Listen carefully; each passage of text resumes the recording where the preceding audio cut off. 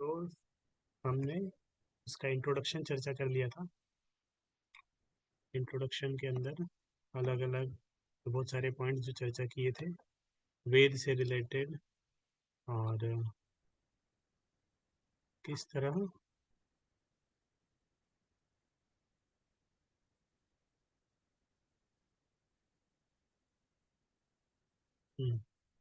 ईशोपनिषद का पहला जो इन्वोकेशन प्रस्तावना हमने चर्चा किया था उसमें वेद से रिलेटेड और 3 प्रकार के प्राप्त करने के ज्ञान प्राप्त करने के तरह तरीके, और वेदों का ज्ञान में किस तरह कोई डिफेक्ट नहीं होता है। 4 डिफेक्ट क्या क्या है वो भी पढ़े थे।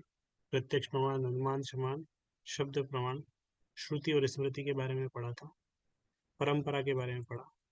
उसके बाद नेक्स्ट श्लोक हमने पढ़ा था इन्वोकेशन, मंगलाचरण श्लोक। ओम पूर्णमदः पूर्णमिदं पूर्णात् पूर्णमुदच्यते पूर्णस्य पूर्णमादाय पूर्णमेवावशिष्यते। तो उस श्लोक में पढ़ा किस तरह भगवान परफेक्ट है, कंप्लीट है, पूर्ण है, और जिस तरह भगवान से जो सृष्टि होती है वो भी पूर्ण है, और हमेशा भगवान पूर्ण ही बने रहते हैं। किस तरह भगवान भगवान की पूर्णमदः और पूर्णमिदं, भगवान पूर्ण है, भगवान की सृष्टि भी पूर्ण है। इस तरह हमारा मनुष्य जीवन को हम पूर्ण बना सकते हैं। इस तरह जब हम भगवान से कनेक्ट होते हैं तो हम पूर्ण बन जाते हैं। भगवान निराकार नहीं है, वो साकार है। भौतिक जगत भी अपूर्ण नहीं है, कंप्लीट है। किस तरह हम इनकम्प्लीट है अगर हम भगवान से कनेक्टेड नहीं है। तो इस तरह चर्चा किए थे। पिछली क्लास में हमने ये वाला श्लोक भी चर्चा किया था। फर्स्ट श्लोक, ईशावास्यम इदम सर्वम यत् किंच जगत्याम जगत तेन त्यक्त्वेन भुंजीता मा गृधः कश्यपस्विद धनम। तो जो भी सृष्टि में है, एनिमेट और इनएनिमेट, सब सब कुछ भगवान के नियंत्रण में है। इसीलिए भगवान ने जो कोटा दिया है वो एक्सेप्ट करना चाहिए, और दूसरे की संपत्ति पे अपना हक नहीं देना चाहिए। तो इसमें हमने पढ़ा था किस तरह वेद जो है परफेक्ट है, वेद का ज्ञान परफेक्ट है, और भगवान ही सबके मालिक है। भगवान ने क्लियरली बोल रहे हैं ईशावास्य इदम सर्वम, सबके नियंत्रण करता भगवान है। किस तरह परा प्रकृति अपरा प्रकृति ये सब भगवान के नियंत्रण। तो हम भगवान की सृष्टि से कुछ करते हैं, फिर हम अपना उसमें डाल देते हैं। हम है भूमि स्वामी, भूमि स्वामी भगवान है। कैसे हमें भगवान के भक्त बनना चाहिए। और फिर एक ये भी पढ़ा था किस तरह कैपिटलिस्ट कम्युनिस्ट के बारे में पढ़ा था। किस तरह वो सब कुछ बताते, सब कुछ देश की संपत्ति उसके माध्यम से शांति लाना चाहते हैं। लेकिन परफेक्ट शांति होगी जब हम सबको बोलेंगे ये भगवान की संपत्ति है। लोग राम राज्य चाहते हैं, राम को नहीं चाहते हैं। तो इस तरह अलग अलग प्रिंसिपल थे प्रॉपर तात्पर्य में। स्पिरिचुअल कम्युनिज्म, साम्यवाद वाला प्रिंसिपल पढ़ा था। और फिर ईशावास्यम प्रिंसिपल है कि सबको सबके मालिक भगवान है, और भगवान की शक्ति से ही सब कुछ चल रहा है। तो मनुष्य को अपने उसके कोटे में जो है वो ले लेना चाहिए, उसी के अनुसार जीना चाहिए, और सेटिस्फाइड रहना चाहिए। जितना आपके भाग्य में है, जितना आपके कोटे में मिल रहा है, आप उसको ग्रहण करके संतुष्ट रहो। पूरी दुनिया का मालिक बनने की आवश्यकता नहीं है। वो पूरे दुनिया के मालिक भगवान ही है, वही बने रहेंगे। मनुष्य जीवन का प्रिंसिपल कुछ हाईएस्ट प्रिंसिपल के लिए मनुष्य जीवन बना है, उसके ऊपर कार्य करना चाहिए। और इस तरह हम पाप से बच जाते हैं अगर हम, जिस तरह ये पहला मंत्र है, इसका दूसरा मंत्र अगर हम पढ़ते हैं। ये अभी जो मैं बताया सब तात्पर्य में है।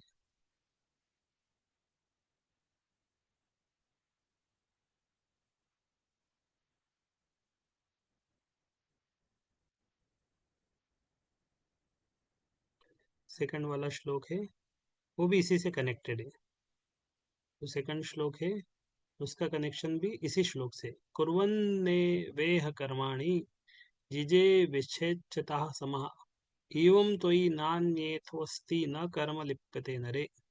यदि मनुष्य इस प्रकार निरंतर कार्य करता रहे, किस प्रकार, ईशावास्य प्रिंसिपल के अनुसार, सब कुछ भगवान का है, इस प्रिंसिपल, इस चेतना में उस तरह अगर कार्य करता है तो वह 100 वर्षों तक जीने की आकांक्षा कर सकता है। 100 वर्ष भी अगर जिएगा, 200 वर्ष जिएगा, 400 वर्ष जिएगा, तो इस तरह अगर वो कर्म करेगा, ईशावास्यम इदम सर्वम, इस चेतना में कर्म करता है, इस प्रकार का कर्म उसे कर्म के नियम से नहीं बांधेगा, तो वो कर्म बंधन में नहीं बंधेगा, कर्म के बंधन से मुक्त रहेगा। मनुष्य के लिए इसके तरह कोई दूसरा मार्ग नहीं है, दूसरा कोई मार्ग नहीं है कर्म बंधन से बचने का। हमेशा इस चेतना में आना ही होगा, ईशावास्यम इदम सर्वम, ईशावास्यम इदम सर्वम, ये चेतना में आना होगा, तो हम कर्म बंधन से बच सकते हैं। तो ये जो तात्पर्य पढ़ेंगे श्लोक का, इसमें अलग अलग पॉइंट्स आए हैं कि कर्म बंधन के बारे में बताया है, किस तरह कर्म बंधन होता है। 84 लाख योनियां हैं, अलग अलग शरीर मिल रहे हैं, ये शरीर है, फिर इस शरीर में हम मनुष्य जीवन जो कर्म कर रहे हैं उसके अनुसार अगला शरीर होता है। फिर 3 प्रकार के कर्म होते हैं, कर्म, विकर्म और अकर्म। कर्म होता है एक्शन जो हम करते हैं, हमारी ड्यूटी के अनुसार जो कार्य करते हैं वो होता है कर्म। विकर्म होता है पाप पूर्ण क्रियाएं करना, डिग्रेडेड। तो अगर विकर्म करते हैं, पाप करते हैं, तो नीचे की योनियों में जाते हैं, पाप योनियों में जाते हैं, डिग्रेडेड आसुरिक योनियों में जन्म मिलता है, विकर्म है। और इसमें है कर्म अकर्म, और एक है अकर्म। अकर्म क्या होता है? आ, अगर हम ईशावास्य प्रिंसिपल, ईशावास्यम इदम सर्वम यत् किंच जगत, इस प्रिंसिपल को ध्यान में रखते हैं, उस तरह कार्य करते हैं, भगवान की अथॉरिटी को समझते हुए कार्य करते हैं, तो वो होता है अकर्म। तो ईशावास्य एकदम प्रिंसिपल को अगर हम जीवन में अप्लाई करते हैं, तो और उस प्रिंसिपल को ध्यान में रखते हुए कार्य करेंगे, तो वो है अकर्म। इसीलिए यहाँ पे बताया ना कि अगर कोई 100 वर्ष भी जिए और इस प्रिंसिपल को अगर कार्य करता है, तो वो अकर्म करता है, क्योंकि वो कर्म बंधन में नहीं रहेगा। तो इसीलिए वो क्या है? अकर्म है। इसलिए हमें कार्य कैसे करना चाहिए? ईशावास्य प्रिंसिपल के अनुसार करना चाहिए। ईशावास्यम इदम प्रिंसिपल, गीता में इस तरह एक श्लोक है, किसी को याद है वो श्लोक? इसी तरह के पॉइंट को बताता है, तीसरे अध्याय में एक श्लोक आता है।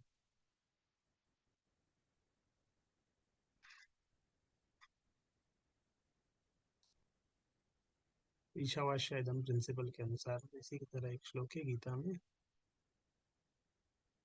तो श्लोक है यज्ञार्थात कर्मणो अन्यत्र, वो आएगा इसके बाद। नेक्स्ट आप जो गीता वाला प्रिंसिपल पढ़ेंगे उसमें आएगा वो श्लोक, यज्ञार्थात कर्मणो अन्यत्र लोको अयम कर्म बंधन। यज्ञार्थात, यज्ञ बोले कर्म तो करना है, तो कैसे कर्म करें? यज्ञ की तरह कर्म करें। यज्ञार्थात, यज्ञ की तरह कर्म करना होता है भगवान की प्रसन्नता के लिए कार्य करना। यज्ञार्थात कर्म अन्यत्र लोकोयम कर्म बंधन, इस तरह अगर कोई कर्म करता है तो वो कर्म बंधन से बच जाता है। लोकोयम कर्म बंधन,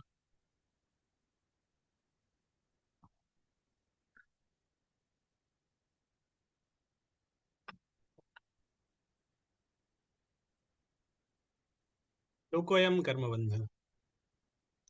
इसीलिए ये प्रिंसिपल के अनुसार कार्य करना चाहिए। ईशावास्यम इदम सर्वम, एक और देखते हैं, यज्ञार्थे कृष्णार्थे अखिल चेष्टा, इस तरह शब्द आता है। कृष्णार्थे अखिल चेष्टा, जो हम कार्य कर रहे हैं उसे भगवान के प्रसन्नता के लिए करना चाहिए। तो इसका तात्पर्य में पढ़ेंगे तो एक कर्म बंधन वाला पॉइंट आएगा तात्पर्य में। दूसरा कर्म अकर्म विकर्म, इसके बारे में आएगा, किस तरह हमें अकर्म करना चाहिए। अकर्म मतलब ये ईशावास्य प्रिंसिपल के अनुसार कार्य करना। अकर्म में फिर व्यक्ति कर्म बंधन में नहीं रहेगा। और फिर एक तात्पर्य में इसी के पैराग्राफ में, एक पैराग्राफ में प्रभुपाद बता रहे, हमारे जो रियल बेनिफिट है, हमें क्या करना चाहिए? अ, हमारे आसपास जो लोग हैं उनको बेनिफिट करना चाहिए। रियल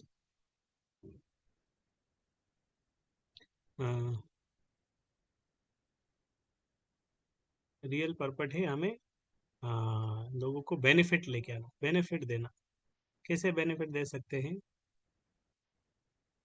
अलग अलग प्रकार से सहायता देना चाहिए। ईशावास्य एकदम प्रति मतलब उस तरह कार्य करना चाहिए, लोगों की भी सहायता करना चाहिए। तो सेल्फ इंटरेस्ट के साथ किसी की सहायता नहीं करना चाहिए। अगर सेल्फ इंटरेस्टेड करके साथ करेंगे तो वो भी शरीर स्तर पर ही रहेगा। तो रियल हेल्प है आत्मा के स्तर पर है, लोगों को कृष्ण भावना भावित बनाना, लोगों को कृष्ण भावना भावित बनाना ही वास्तविक सहायता है। तो ईश केंद्रित करना है। गृहस्थ बने परोपकारी समाजवादी समाजवादी राष्ट्रपति, इसमें कोई हानि नहीं, बशर्ते वो अपने कार्यों को ईशावास्य या भगवत केंद्रित।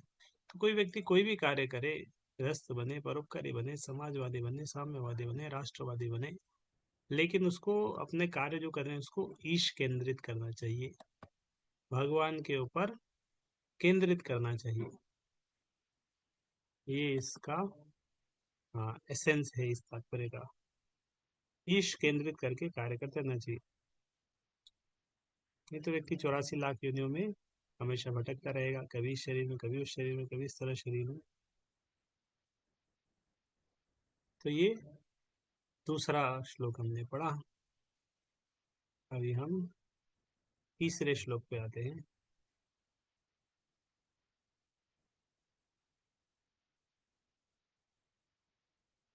एक और पॉइंट था उसके तात्पर्य में कि इस तरह सबसे बड़ा संकट क्या है मनुष्य जीवन में, सबसे बड़ा संकट क्या है, वो है कि पशु योनि में फिर से चले जाना, मनुष्य शरीर से डिग्रेड होना एक बहुत बड़ा संकट है। जिस तरह कोई व्यक्ति नौकरी कर रहा है, किसी की नौकरी लगती है, बड़ी नौकरी, तो नौकरी लगने से उसका क्या होता है, आ, वो चाहता है उसका प्रमोशन हो, है ना। कोई नहीं चाहता कि नौकरी लगी है अब हम इसी इसी लेवल पे बने रहें, या धीरे धीरे हमारा ज्वाइनिंग हुई थी, 50,000 की सैलरी पे हमारा ज्वाइनिंग हुआ, धीरे धीरे हमारी सैलरी 40,000, 30,000, 20,000 पे आ जाए, ऐसा कोई नहीं चाहता है। हर व्यक्ति चाहता है 50,000 पे ज्वाइनिंग हुआ, धीरे धीरे 60,000 हो, 70,000 हो, 1 लाख हो। हर व्यक्ति चाहता है प्रमोट होना, कोई नीचे जाना नहीं चाहता। तो इसी तरह मनुष्य जीवन में लाए हमें प्रमोट होना चाहिए, हायर स्पीसीज स्पिरिचुअल लाइफ में प्रमोट होना चाहिए, डिग्रेड नहीं होना चाहिए मनुष्य जीवन में। ये इस तात्पर्य का एक पॉइंट था। तो ये थर्ड श्लोक अभी हम पढ़ रहे हैं। थर्ड श्लोक है, असुर्यानाम ते लोका अंधेन तमसावृतः तांस्ते प्रत्याभिगच्छन्ति ये के आत्महनो जनः।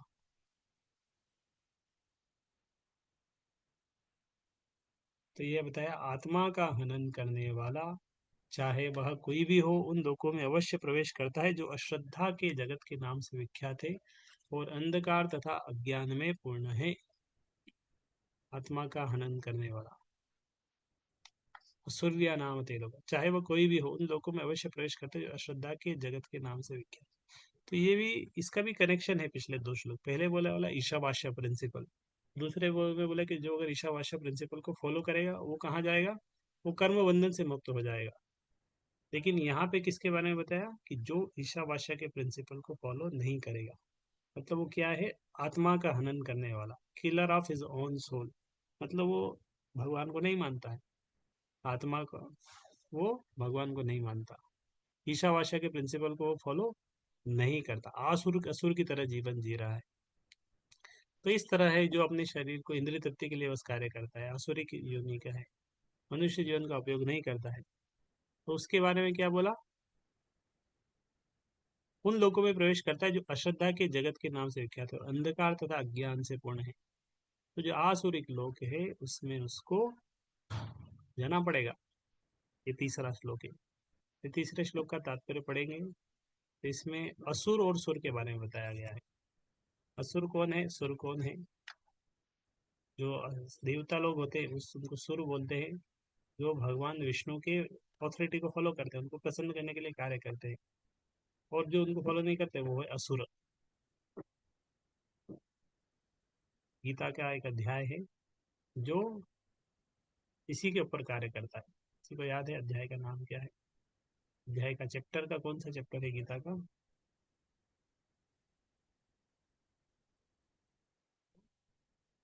असुर और सुर के ऊपर है। ये है 16th चैप्टर, स से 16, स से सुर असुर ऐसा याद है।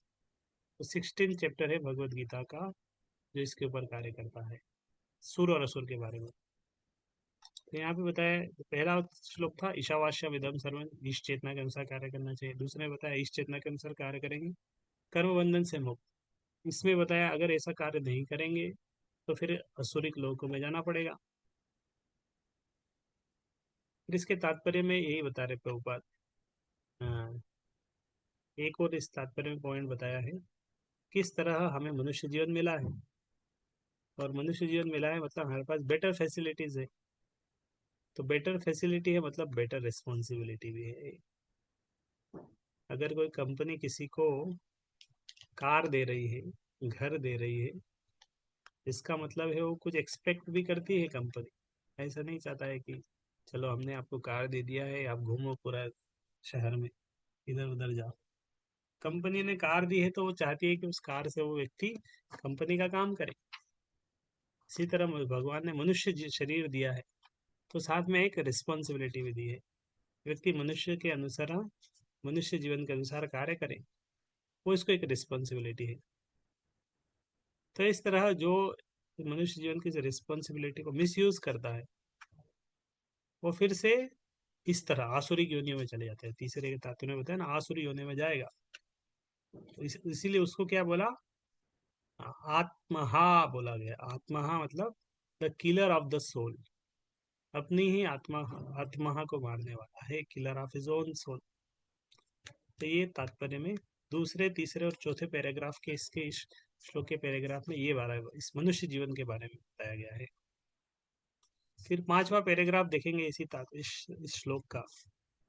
उसमें बताया गया है अगर कोई असफल योगी है तो दो दो एक्सट्रीम बता दी। एक एक्सट्रीम बताया था कर्म बंधन से मुक्त हो जाएगा, ये एक एक्सट्रीम बता दी कि व्यक्ति नरक में चले जाएगा। अभी बीच वाला जो व्यक्ति है उसका क्या स्थिति। तो पांचवें पैराग्राफ में प्रभुपाद उसके बारे में बता रहे हैं, असफल योगी के बारे में, कि उसका क्या होता है। और असुर, तो फिर से उसे मनुष्य मनुष्य शरीर मिलता है। तो इसमें बताते हैं किस तरह मनुष्य, इसमें कोई हानि नहीं है।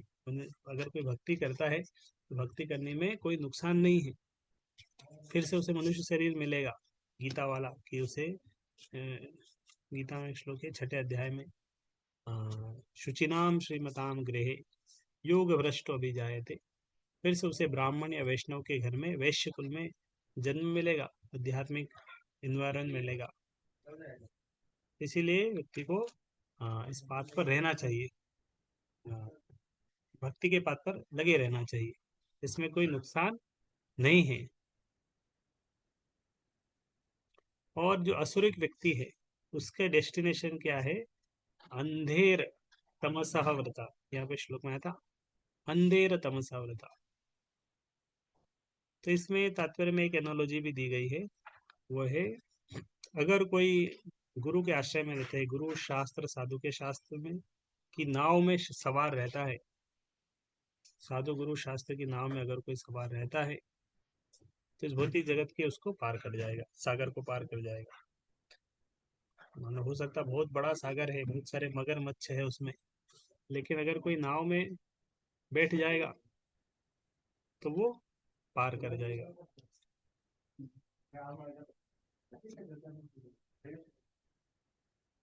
तो ये तीसरा श्लोक है। इस तरह भक्ति जो प्रोसेस है जीवन की समस्याओं को सोल्व करती है। ये तीसरा श्लोक हमने पढ़ा। इसका तात्पर्य पढ़ के मैं उसका जो एसेंस था आपको बता दिया। आप इसको पढ़ेंगे तो जो जो अभी मैं बताया वही इसके एसेंस में पता चलेगा सब कुछ। चौथा श्लोक,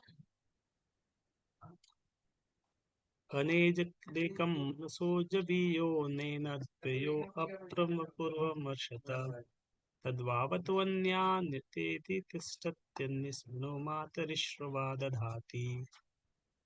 तो अभी थोड़ा टॉपिक चेंज हुआ इसमें।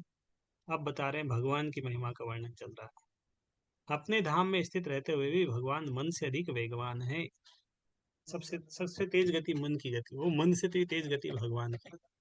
और अन्य समस्त दौड़ने वालों को पछाड़ सकते हैं। जितने भी जो रेस लगाते हैं तो रेस में सबसे आगे भगवान है। तो मन की गति से भी तेज गति है। शक्तिशाली देवता उन तक पहुंच पाते हैं, उन तक नहीं पहुंच पाते। देवी देवता पूरे ब्रह्मांड में अलग अलग चले जाते हैं, भगवान तक नहीं पहुंच पाते। एक स्थान पर रहकर ये वायु तथा वर्षा की पूर्ति करने वाले देवताओं को वश में रहते हैं। तो भगवान अपनी जगह पर है, लेकिन बड़े बड़े देवता, वायु देव, वर्षा करने वाले सब देवताओं को वो कंट्रोल में रखते हैं। इस तरह सारे देवताओं को भगवान कंट्रोल में रखते हैं। वे श्रेष्ठता में सबसे आगे है, सबसे श्रेष्ठ है भगवान। ते चौथा श्लोक, इसका अगर आप तात्पर्य पढ़ेंगे तो इसमें किस तरह बताया कि भगवान बहुत तेजवान है, बहुत तेज गति है, किसी को भगवान पकड़, किसी के पकड़ में नहीं आते। बड़े बड़े देवता बहुत प्रयास कर रहे हैं भगवान को पकड़ने का। तो इस तरह भगवान की शक्ति क्या है? अचिंत्य है। भगवान की शक्ति अचिंत्य है, ये तात्पर्य प्रभुपाद बता रहे हैं। चिंत्य मतलब इनकंसीवेबल, इनकंसीवेबल, अचिंत्य है। चिंतन नहीं कर पाएंगे हम हमारा, क्योंकि मन से गति, अगर मन की गति से तेज भगवान, इसीलिए भगवान अचिंत्य है। नहीं तो हम मन की गति से भगवान को समझ पाते हैं, मन से चिंतन कर पाते, समझ पाते, लेकिन मन से भी भगवान को नहीं समझ पाएंगे हमारे मन से। तो इसीलिए भगवान है, अचिंत्य है। तो इसीलिए भगवान को अगर अट्रैक्ट करना है तो एक ही तरीका है, वो है भक्ति, the process of devotional service. अगर कोई भक्ति करता है, वैसे तो भगवान मन की गति से तेज है, किसी की पकड़ में आते नहीं, लेकिन अगर कोई भक्ति करता है तो भगवान उसे खुद रिवील कर देते हैं। The lord reveals himself only to devotees. भगवान अपने भक्तों को रिवील कर देते हैं, भक्तों के सामने आ जाते हैं, या भक्तों के द्वारा पकड़े जाते हैं। इसे किसी की पकड़ में नहीं आएंगे मन की गति से। लेकिन यशोदा मैया ने पकड़ लिया, ना केवल पकड़ा, भगवान को बांध भी दिया। बांध ना केवल बांधा, डरा भी दिया उनको छड़ी से। ये भगवान जो किसी के पकड़ में नहीं आ रहे हैं, अचिंत्य है, इसको भी भक्ति के द्वारा पकड़ा जा सकता है, भगवान रिवील कर देते हैं। तो यहाँ पे एक पॉइंट आया कि तात्पर्य में है ये सब कुछ जो मैं जो बोल रहा हूँ। इसी तरह भगवान इनकंसीवेबल, अचिंत्य है भगवान की शक्ति। और इस तरह नहीं तो हम हमारी इंद्रियों से भगवान को नहीं समझ पाएंगे, देख पाएंगे, समझ पाएंगे, हमारी क्षमता लिमिटेड है।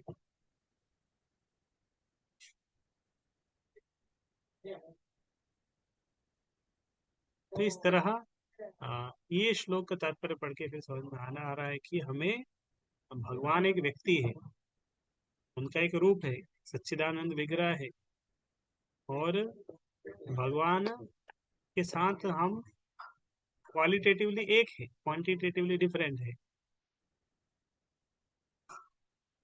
इसलिए जीव जीव को इनिशिएटिव लेना चाहिए भक्ति करने के लिए, खुद आगे रह के इनिशिएटिव लेना चाहिए, क्योंकि भगवान के साथ हमारा कनेक्शन है। भगवान की भक्ति करने में ही हमारा वास्तविक हित है। तो इसीलिए भगवान से सारी शक्ति मिलती है। तो यहाँ पे एक उदाहरण दिया है, इसका तात्पर्य पढ़ेंगे तो उसमें एक एग्जाम्पल एनोलॉजी आई है। अ, अगर आग एक जगह लग रही है, आग एक जगह लगी है, तो अपने आप प्रकाश और ऊष्मा चारों तरफ फैलेगी। रोक नहीं सकते हम प्रकाश को। आग अगर लगी तो आसपास प्रकाश जाएगा, उसके कारण हीट लाइए, हीट भी जाएगी, लाइट भी जाएगी। इसी तरह भगवान भी अपनी स्थिति में है, अपने धाम में है, लेकिन उनकी शक्ति हर जगह पर है। आग की शक्ति, आग का प्रकाश तो थोड़ी दूर तक रहता है, आग की ऊष्मा थोड़ी दूर तक रहती है, लेकिन भगवान अपने धाम में है, और भगवान की शक्ति पूरे ब्रह्मांड में कोने कोने में व्याप्त है, हर जगह चप्पे चप्पे में भगवान की शक्ति है। तो ये चौथा श्लोक हमने पढ़ा। अभी हम पांचवें श्लोक को पढ़ रहे हैं। तदेजति तन्नजेति तद्दूरे तन्दिके तदंतरस्य सर्वस्य तदु सर्वास्यास्य बाह्यता। तो शुरू में ईशावास्य प्रिंसिपल था, अभी कुछ श्लोक है इसमें भगवान की महिमा के बारे में चल रहा है, इस तरह भगवान में। तो इसमें बताते तदे जति तन्ने जति, परमेश्वर चलता है और नहीं भी चलता, भगवान चलते हैं और नहीं भी चलते हैं। वो बहुत दूर है लेकिन बहुत निकट भी है, बहुत दूर है भगवान लेकिन बहुत पास में भी है, दूर भी है, पास भी है, चलते भी है, नहीं भी चलते हैं। वो सबके भीतर है, सबके बाहर भी है। ये श्लोक का अनुवाद है। तो इस तरह भगवान के पैर नहीं है लेकिन वो चलते हैं, नहीं भी चलता है। बिनु पद चले सुनई बिनु काना, कर विधि कर्म करहि विधि नाना। हाथ नहीं है कर्म कर रहे हैं, पैर नहीं है चल रहे हैं। इस तरह बोले दूर भी है पास में भी है, अंदर भी है बाहर भी है। तो किस तरह भगवान के कार्यकलाप दिव्य है, उसके बारे में इस श्लोक में, पांचवा श्लोक है। इस तरह भगवान, हाँ वही अचिंत्य है, भगवान के कार्यकलाप दिव्य है। वो चलते भी है नहीं भी चलते। सामान्य व्यक्ति के लिए नहीं बोलता कि वो चल रहा है तो नहीं भी, तो अंदर भी है बाहर भी है। तो बाकी चीजों के लिए सब इलॉजिकल लगेगा, लेकिन भगवान के लिए कंट्राडिक्शन लागू हो सकता है। बाकी चीजों में हम देखेंगे तो कंट्राडिक्शन लगेगा कि नहीं ऐसा नहीं हो सकता। भगवान के केस में कंट्राडिक्शन फेल हो जाएगा। बोले नहीं, भगवान तो सुई के छेद से हाथी को निकाल सकते हैं। भगवान निकाल सकते हैं, लेकिन बाकी किसी के लिए ये लागू नहीं है, बाकी कोई नहीं कर पाएगा। वो कंट्राडिक्शन है, बाकी कोई नहीं कर पाएगा, भगवान कर लेंगे। कोई व्यक्ति एक छोटी उंगली में एक बड़े पर्वत को उठा सकता है? नहीं उठा सकता, इलॉजिकल है बोलना। भगवान कर सकते हैं। तो पत्थर के ऊपर, समुद्र के ऊपर पत्थर के पुल बना सकता है?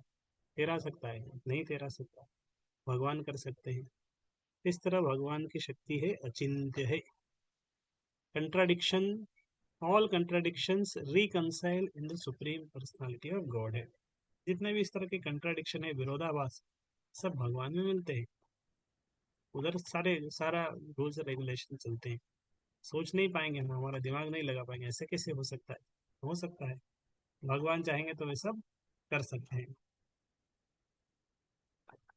तो इस तरह भगवान बहुत दूर है।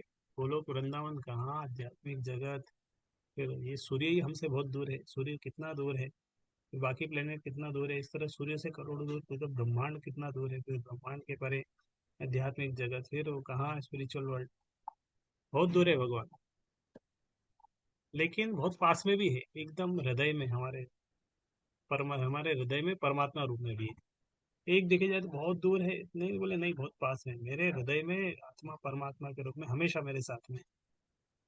तो अंदर भी है बाहर भी है, बाहर में बहुत दूर है, अंदर में बहुत पास में है, एकदम पास में है। आत्मा परमात्मा हृदय में एक साथ में है। तो बाकी हमारे लोग सब हमसे दूर हो सकते हैं, एक ही घर में हो सकते हैं, अलग अलग कमरे में हो सकते हैं, दूर है। लेकिन भगवान तो एक ही शरीर में, आत्मा हृदय में परमात्मा, आत्मा एक साथ है। बहुत पास में भी है, पास में भी है, दूर भी है। लेकिन भगवान इस तरह कृपा करके विग्रह रूप में भी फिर आते हैं। ये तात्पर्य में प्रभुपाद उसके बारे में भी बताते हैं, किस तरह भगवान विग्रह रूप में आते हैं और हम उनकी सेवा कर पाते हैं। भगवान का विशेष कृपा है अर्चा विग्रह में। ये हम अंदर में नहीं समझ पा रहे, परमात्मा बाहर में बहुत दूर है, तो विग्रह रूप में आते हैं ताकि हम उनको सेवा कर पाए, उनके साथ आदान प्रदान कर पाए, उनको श्रृंगार कर पाए, सेवा कर पाए, पूजा कर पाए, तो डेकोरेट कर पाए, पेंटिंग पेंटिंग कर दें, उनके लिए ड्रेस बनाए, उनको फूलों की माला बनाए। इस तरह भगवान विग्रह रूप में भी आदान प्रदान करते हैं हम, ताकि भगवान की सेवा कर पाए उनकी। इस तरह फिर ये तात्पर्य के सेवंथ पैराग्राफ में प्रभुपाद बता रहे हैं निर्गुण और सगुण के बारे में। इस तरह भगवान की कोई भौतिक भौतिक गुण नहीं है, इसीलिए भगवान की को बोलते हैं निर्गुण, निर्गुण निराकार। तो भगवान का कोई भौतिक गुण नहीं है, भगवान का कोई भौतिक आकार नहीं है, इसलिए निराकार है। लेकिन भगवान सगुण भी है। भगवान का के अंदर आध्यात्मिक गुण है, full of transcendental qualities, Divya गुण के सागर है भगवान, रसो वैसा। इसीलिए भगवान सगुण भी है, साकार भी है। उनका उनका जो रूप है वो दिव्य रूप है। तो इसी तरह ये जो श्लोक है इसमें ये सारे पॉइंट्स आते हैं। इस तरह इनकंसीवेबल,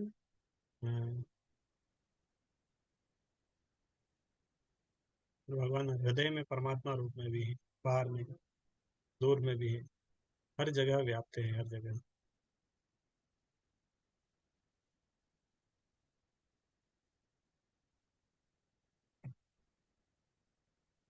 नेक्स्ट 6 नंबर श्लोक। यस्तु सर्वाणि भूतानि आत्मन्येवानुपश्यति सर्वभूतेषु चात्मानं ततो न विजुगुप्सते। जो प्रत्येक वस्तु को परमेश्वर के संदर्भ में देखता है, जो समस्त जीवों को उनके अंश रूप में देखता है तथा परमेश्वर को प्रत्येक वस्तु के भीतर देखता है और कभी भी किसी वस्तु से या किसी जीव से घृणा नहीं करता। इस श्लोक में बताया कि प्रत्येक वस्तु को परमेश्वर के संदर्भ में देखता है, हर वस्तु को भगवान से रिलेट करके देखा, हर चीज को भगवान से रिलेट करके देखा, भगवान से कनेक्ट करके देखा,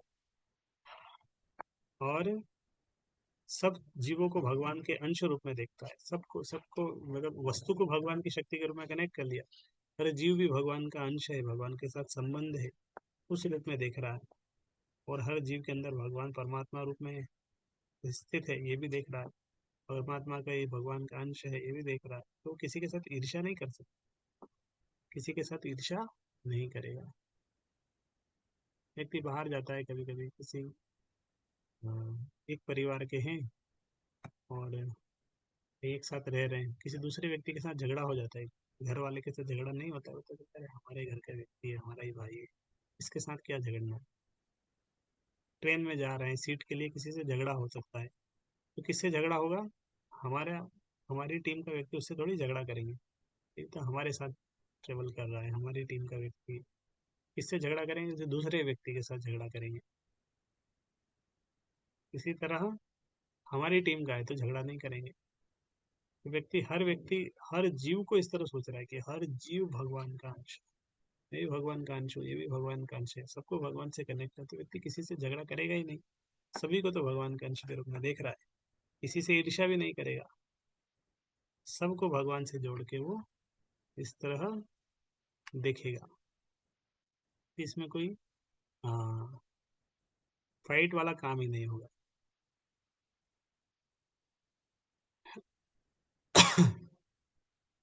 तो इसका तात्पर्य हम पढ़ेंगे, अगर आप पढ़ेंगे तो इसमें किस तरह भगवान का आत्म साक्षात्कार होता है। तीन तरीके से, ब्रह्म, परमात्मा, भगवान, इसके बारे में वर्णन है। ब्रह्म रियलाइजेशन, परमात्मा रियलाइजेशन और भगवान रियलाइजेशन, तीन स्तर में एक आध्यात्मिक व्यक्ति भगवान को अ, साक्षात्कार करता है। फिर इसमें तीन प्रकार के भक्तों के बारे में भी बताया गया, कनिष्ठ अधिकारी, मध्यम अधिकारी, उत्तम अधिकारी। तो कनिष्ठ अधिकारी के क्या लक्षण हैं? वो भगवान को तो बहुत सम्मान करता है, अपने आप को भगवान का बहुत बड़ा भक्त मानता है, बाकी किसी को ज़्यादा वैल्यू नहीं करता है, वो कनिष्ठ अधिकारी। मध्यम अधिकारी भगवान को भी मानता है, अपने को भी मानता है, बाकी लोगों से जो भगवान को फॉलो करते हैं उनसे प्रेम करता है, भगवान को फॉलो नहीं करते उनसे वो दूर रहता है, जो नए हैं उनको प्रचार भी करता है। ये मध्यम अधिकारी। उत्तम अधिकारी व्यक्ति, क्योंकि इसमें बताया ना कि किसी से भी ईर्ष्या नहीं करता है, ये कौन से लेवल है? उत्तम अधिकारी का लेवल है, सब चीजों को भगवान के साथ कनेक्ट करके देखता है उत्तम अधिकारी।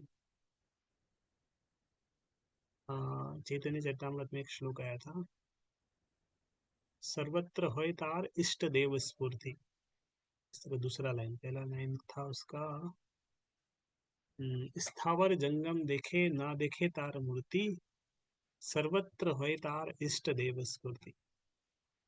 स्थावर जंगम देखे, तो व्यक्ति सजीव निर्जीव स्थावर जंगम जो कुछ देखता है, सर्वत्र होय तार इष्ट देव स्फूर्ति, हर जगह उससे किसकी स्फूर्ति, किसकी स्मृति आती है? भगवान की स्मृति आती है। ये उत्तम अधिकारी के लक्षण है। तो यहाँ उत्तम अधिकारी के बारे में बताया, किस तरह व्यक्ति और सबको भगवान के अंश के रूप में देख रहा है, किसी से ईर्ष्या नहीं करता है, इसीलिए। तो ये श्लोक है। इसके बाद नेक्स्ट श्लोक हम पढ़ेंगे, 6 नंबर हो गया ना, 7 नंबर,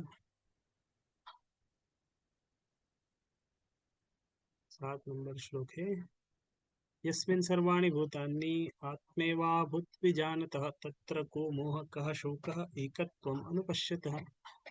तो सदैव समस्त जीवों को आध्यात्मिक स्फुलिंग के रूप में भगवान के ही समान गुण वाला दिखता है, वही वस्तुओं का असली ज्ञाता। वो पिछले वाले श्लोक का कंटिन्यूशन है कि जो इस तरह चेतना में हर व्यक्ति को आध्यात्मिक स्फुलिंग के भगवान के समान देखता है, वो भगवान का अंश है, भगवान के समान ही गुणों में, वही वास्तव में असली ज्ञाता है। और उसके लिए मोह या चिंता किसी, इसीलिए वो मोह चिंता से दूर है, तो मोह और चिंता में उसका कोई वो नहीं रहेगा। तो ईशोपनिषद में मेनली तो शुरू शुरू के ही श्लोक ज़्यादा डिटेल में बताए गए हैं। बाकी श्लोक को तो एक एक दिन में चार चार पांच पांच श्लोक है, थोड़ा सा समरी की तरह ही ईशोपनिषद के सिलेबस में है बाकी श्लोक। 7वें नंबर श्लोक में बताया कि हाँ, एक एकत्वम, भगवान के साथ एकात्मता, वननेस, एकत्वम अनुपश्यताम, अनुपश्यतः, जो इस स्तर पर है वो मोह से, इल्यूजन से बचा रहेगा। तो प्रभुपाद एकत्व के बारे में बताते हैं कि वननेस, इसके शुरू के 2 तात्पर्य पढ़ेंगे। उसमें बताया है वननेस इन क्वालिटी। एकत्व मतलब क्या, ऐसा नहीं भगवान में मिल गए हमारा अस्तित्व खत्म, हम भी भगवान में मिल गए, एकत्व हो गए, एक हो गए, मतलब हम भी भगवान हो गए, मतलब हम भगवान है, इस तरह मायावादी बोलते हैं। वो एकत्वम शब्द को पकड़ लेते हैं भगवान के साथ, भगवान, हम भी भगवान है ऐसा बोलते हैं। तो एकत्वम मतलब ये नहीं है कि हम भगवान है। एकत्वम का अर्थ है कि हम भगवान के साथ गुणात्मक रूप से समान है। हम भी भगवान के अंश है, वो आध्यात्मिक अंश है, स्पिरिचुअल पार्टिकल है, भगवान के अंश है। फिर एक और पॉइंट प्रभुपाद यहाँ पे वननेस के बारे में बताया, एकत्वम के बारे में बता रहे हैं। ये आप पढ़ेंगे ना, इसका पहला, दूसरा, तीसरा तात्पर्य पढ़ेंगे। इसमें तीसरे वाले में थोड़ा सा उसके बारे में बताया गया, एकत्वम के बारे में बताया। एक होता है वननेस इन क्वालिटी, गुणात्मक रूप से समान होना। एक होता है वननेस इन इंटरेस्ट, वननेस इन इंटरेस्ट। इस तरह की भौतिक जगत में लोगों के बीच में क्लैश होता है, फिर सबके इंटरेस्ट अलग अलग। मान लो टीवी चल रही है, पिताजी बोले नहीं न्यूज़ चलना चाहिए, और नया बोले नहीं आज मैच है, हम मैच देखेंगे। फिर नहीं, फिर कोई माता जी आ गई, नहीं बोले हम सीरियल देखेंगे, अभी सीरियल का टाइम है। बच्चा बोले नहीं हमें कार्टून देखना है, अभी एक टीवी है, क्या क्या दिखाएंगे। सबके इंटरेस्ट अलग अलग है। बनने से इंटरेस्ट नहीं है, किसी का कार्टून में, किसी को न्यूज़ देखना है, किसी को सीरियल देखना है, किसी को मैच देखना है। तो जीवों के बीच में एक इंटरेस्ट नहीं होता, इसलिए क्लैश होता है। अभी सब बोले नहीं हम सब मिलके रामायण देखेंगे, तो बढ़िया रामायण महाभारत देखेंगे सब, कोई एक इंटरेस्ट हो गया सबका। लेकिन सबके इंटरेस्ट अलग अलग है तो क्लैश होंगे। तो हर जीव का अलग अलग इंटरेस्ट होता है, इसलिए क्लैश होता है। क्योंकि सेंटर ऑफ एंजॉयमेंट एक नहीं है, अलग अलग। इसका सेंटर ऑफ एंजॉयमेंट कार्टून है, इसका सेंटर ऑफ एंजॉयमेंट वो है, इसका सेंटर ऑफ एंजॉयमेंट अलग है। लेकिन जब सारे जीव सब भगवान के सेवा में लगते हैं, भगवान से जब प्रेम करते हैं, तो सेंटर ऑफ इंटरेस्ट एक हो जाए। जैसे मैं बोला कि सब सब सब कंक्लूजन पे नहीं, चलो हम सब मिलकर रामायण देखेंगे, तो रामायण में सीरियल का पार्ट भी हो गया, रामायण में स्टोरी भी आ गई, कार्टून वाला पार्ट भी हो जाएगा, थोड़ा उसके अंदर वो भी है, फाइट वगैरह है, तो जो मैच देखने वाला उसका भी थोड़ा युद्ध भी होगा, तो वो वाला इंटरेस्ट भी हो जाएगा, सारे इंटरेस्ट पूरे हो जाएंगे। तो यहाँ पे इसके तात्पर्य प्रबोधन है कि अगर हम भगवान की सेवा करते हैं, भगवान को महिमा गान करते हैं, भगवान से जुड़ते हैं, तो इसी उसके द्वारा हम वननेस इन इंटरेस्ट ला सकते हैं। जब भगवान केंद्र में आएगा तो वननेस इन इंटरेस्ट आ जाएगा। उसके बाद फिर वो यही पोजीशन है, वही एकत्वम है। One who sees every one as a quantitatively one, एकत्व वाला, एकत्वम वाला मतलब व्यक्ति फिर मोह में नहीं पड़ेगा। एक परिवार में सेंटर में अगर मंदिर है, रोज सुबह उठेंगे सब मंगल आरती करेंगे, केंद्र में रहेंगे, तो एकत्वम रहेगा सबके अंदर।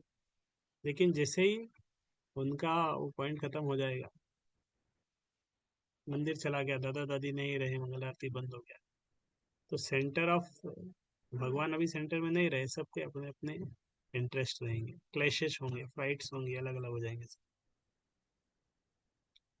तो ये तात्पर्य में प्रभुपाद बता रहे हैं इसमें। इसमें अलग अलग उदाहरण दिए। एक स्पार्क ऑफ फायर का उदाहरण है, एक आग की थोड़ी सी वो रहती, हाँ, आग की चिंगारी अगर आग से अलग हो जाती है, उसकी वो भी आग, आग की प्रॉपर्टी उसकी खत्म हो जाती है। और ये आग की चिंगारी भी जलाएगी, आग भी जलाती, गुण में एक समान है।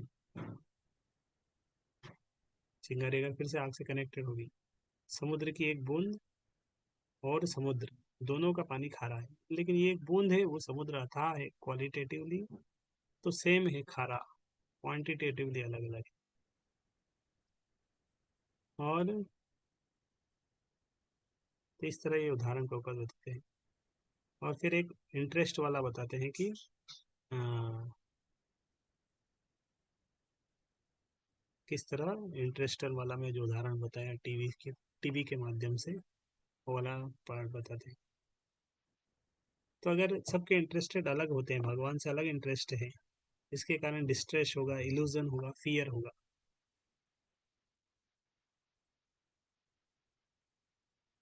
तो नेक्स्ट श्लोक हम पढ़ते हैं इसके बाद, 8वां श्लोक, 8वां नंबर का श्लोक।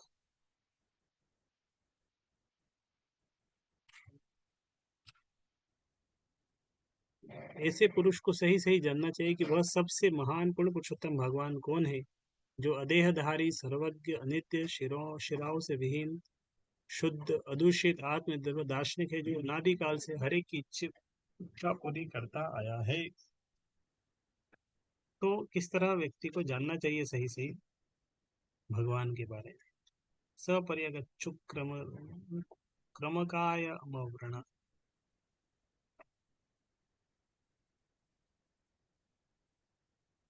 तो इस तरह भगवान के बारे में जानना चाहिए। तो ये वाला श्लोक अगर आप पढ़ेंगे तो इसके तात्पर्य में ये बता रहे हैं कि इस तरह भगवान का जो रूप है वो दिव्य रूप है,